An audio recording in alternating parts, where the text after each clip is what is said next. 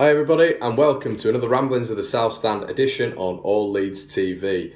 If you've seen any of my stuff before, you'll know that I like to go into the analysis of football, so I'm going to try get into sort of like a little bit of an analytical preview, a brief preview, nothing too heavy, of the Leeds Middlesbrough game on Friday night. So, what do we have coming up against us? We've got a Middlesbrough team that are completely in form, a Middlesbrough team who are still unbeaten in this calendar season, if you're taking all competitions into account, and therefore the only undefeated team in the Championship. But that means nothing, because Leeds are marching on. We look good, we look fantastic on the break, we look decent in defence, and now I'm just going to get into a little bit of a breakdown.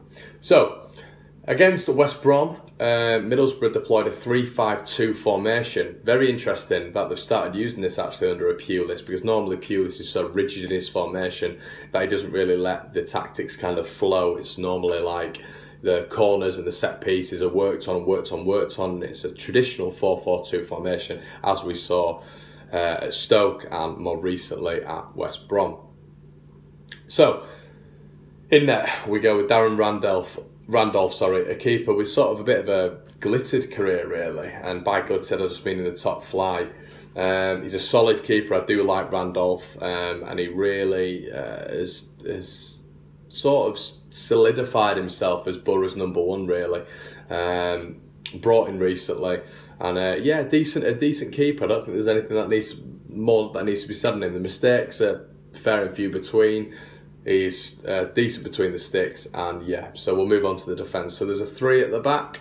We've got Daniel Ayala, who we know a lot about from the time at Ellen Road last season when the altercation with Luke Ayling, and you know there is a player to get out there for me, Daniel Ayala. I think there's a player to definitely try and get our quick players in and behind and running at, because he's susceptible to a stupid tackle and a stupid mistake as well. He plays up to the referee as well, which could see him in a bit of bother if Leeds really get in his face. So Daniel Ayala, we have Aidan Flint at the back as well, which comprises of a back 3. Flint joins Ayala, and Fry, who's the left side of the back 3. Interesting, Fry looks good this season, it was good, but another one who he looks like he could be got at, if that's the right phrase to use.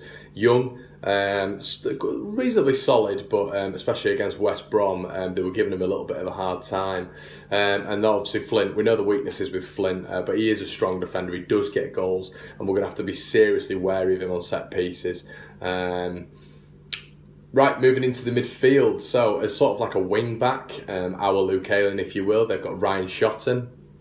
And across the middle, they had Johnny Howson, Adam Clayton, which I was surprised at, Stuart Downing comprising that middle 3, and then Friend overlapping. I really like George Friend. I think he's a cracking left wing back now, it looks like. Always seems to perform against Leeds, and a real sort of key cog in that Boro lineup. He's comprised in that lineup for a number of years now, and he's always solid for me, Friend. I really like the look of him. Downing looks like he's been brought into more of the middle role this season, not been forced out wide, and I think that was purely because of age. I think his creative outlet is still strong, but I'm still not a massive fan of Stuart Downing. I think he's okay. Clayton I do really like, and I've loved Leeds to have got Clayton. I think it was last summer when we were interested in him. A real hard worker, a grafter, and someone who will go around. He will stick to Samu Saiz like glue, and he will try kick him out of the game, and we know that's what Adam Clayton is there for, and that's what we kind of used to love about him. But you know, he's at Boro now, and he is a key cog in their midfield as well. Moving on to the key midfielder, the key player, the key man for me, Johnny Howson. Assists, goals, you name it, this guy provides. A Leeds lad, and someone who we do not like to see at Middlesbrough, but a really good outlet is Howson. We saw it at Leeds, and he's just developed and developed. We saw it a little bit last season against us. Knocks the ball around, nothing simple, nothing fancy, but he does it really well. And up front, you've got Assombalonga and Braithwaite, 2 strikers who haven't really got going, like our strikers of the past anyway, Roof and Wood.